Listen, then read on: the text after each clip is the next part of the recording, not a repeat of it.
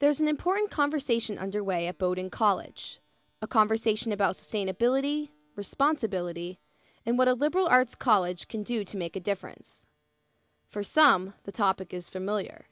For others, questions remain. But the dialogue has begun, and we want you to join the conversation. I think when you're environmentally conscious, you're really thinking about what's the effect of eating this or buying this or wearing this on the planet and on other people. I think Bowdoin has a great chance to affect students' habits on campus as far as sustainability is concerned. I think educating students early on in the game when it comes to practices that they might incorporate into their lives here on campus will make a huge difference going forward. I think as an institution, Bowdoin does a very good job of not necessarily preaching sustainability, but teaching sustainability. I mean, I'm currently enrolled in a cross-listed government environmental studies class called International Environmental Policy, which does exactly that. It brings sustainable development into the classroom. We have an eco-rip who lives in our social house, and she's very good about making sure that our house recycles, and she separates cans after parties, and I don't know, it just seems like a passionate student who, I actually think it's a really good thing, because it's someone in the student body who can work with their friends to make sure that they're doing the right things, and I think that's a lot more effective than reading signs or getting emails about it. You know, the class of 2008, their class gift was to help install solar hot water here on the roof of the Schwartz Outdoor Leadership Center. So I think that's pretty exciting. There's a part of the student body that's very environmentally conscious. I definitely don't think the majority of the student body is the most environmentally conscious, but I don't really think that that's Bowdoin's total MO. I don't think that every student who graduates will take a sense of sustainability with them. I wish that I could say that they did. I think that everyone will kind of maybe have it in the back of their head, but I definitely don't think it's everyone's priority, or even most people's priority. Obviously, I think most people are probably more concerned with the academic quality of the school than its sustainability practices. I've been here since 1997, and when I came on campus, there were just trash cans. Everything went in the garbage. Nothing was recycled. There was no separating. We didn't care where we parked. We parked on the grass. There's been a tremendous change and an interest in what's going on in the entire Bowdoin environmental community. We have a sustainability group within our own department, so they meet monthly to determine what types of things we can do. Most recently, it's looking for every opportunity to eliminate bottled water. We look in the kitchens to see how can we reduce the lighting.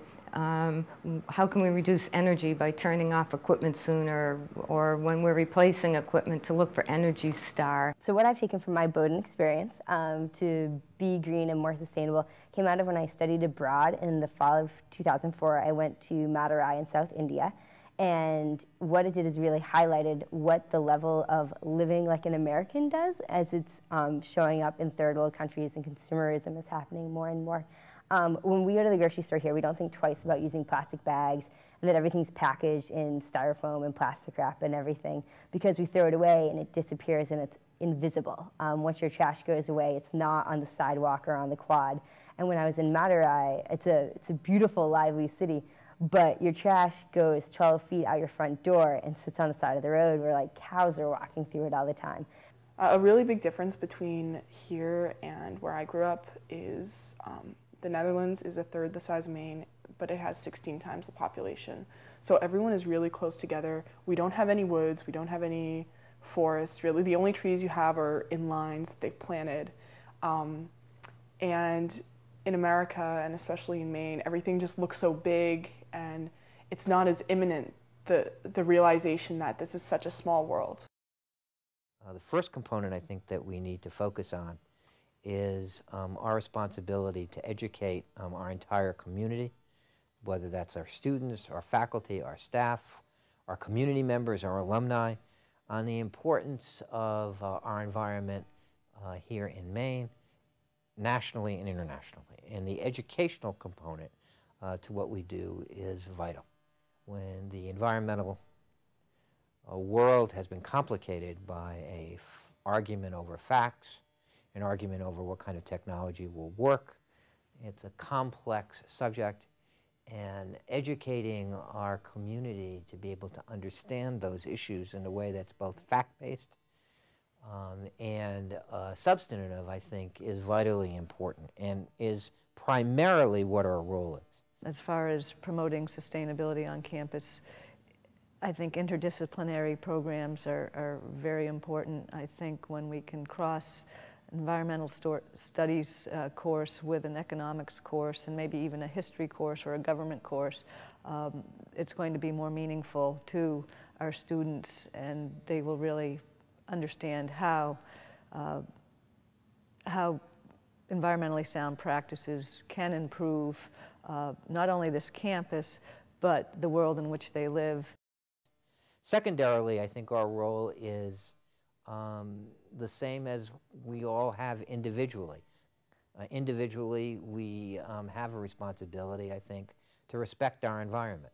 And that means that our college, being composed of individuals, has a responsibility to respect the environment and to understand how we can live our lives in a way that we preserve and enhance our local environment, certainly the beauty of Bowdoin and the beauty of Maine, and think about what we can do on a more national and global level to ensure that the environment that we all love and care about is maintained for future generations.